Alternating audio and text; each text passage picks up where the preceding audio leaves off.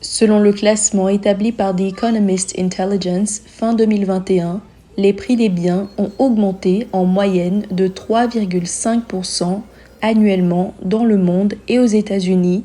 L'inflation a atteint 7,5% en janvier 2022, le niveau le plus haut enregistré depuis 1982, soit 30 ans. À New York, une ville déjà très coûteuse, les prix se sont envolés. J'ai remarqué beaucoup de changements de prix. J'ai l'impression que la principale raison de ces changements de prix est la pandémie. De nombreuses entreprises ayant dû arrêter leur activité rouvrent maintenant et il y a aussi les baisses du marché boursier et tout ça. En plus, il me semble qu'il y a beaucoup de pénuries des produits comme la viande, les snacks et aussi les boissons. Je pense qu'avec l'état actuel du marché, les commerces ont dû augmenter leurs prix pour pouvoir se remettre sur pied, du moins pour le moment. Du moins pour le moment. Une idée qui semble avoir été assonée aux Américains l'année dernière, mais qui pour Jérôme Powell, l'homme fort de la Fed, la Federal Reserve Bank, s'explique par l'usage d'un mauvais phrasé.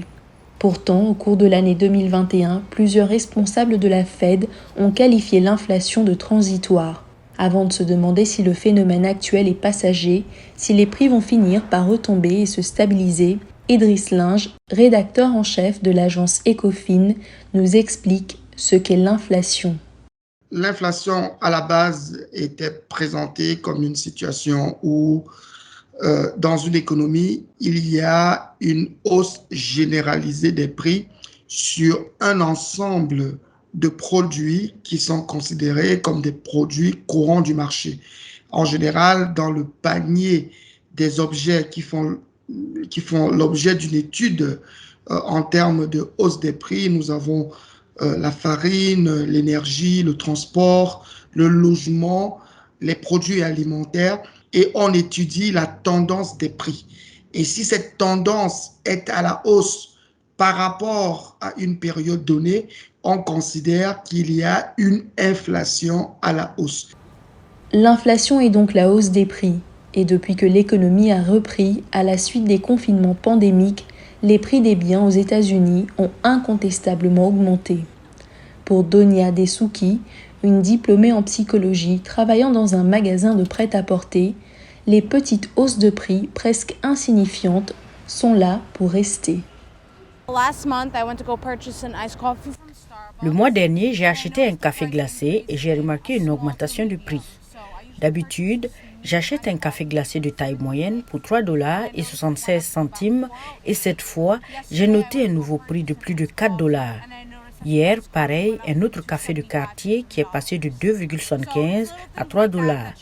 Je ne sais pas pourquoi cela se produit.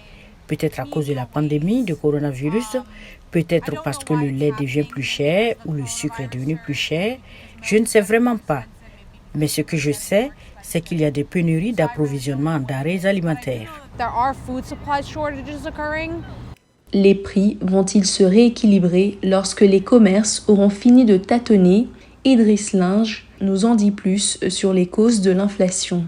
La pandémie de Covid est arrivée, les décisions ont été prises de faire des confinements, mais pour maintenir la capacité des ménages à pouvoir consommer, on a distribué de l'argent. Résultat, on se retrouve avec beaucoup d'argent en circulation.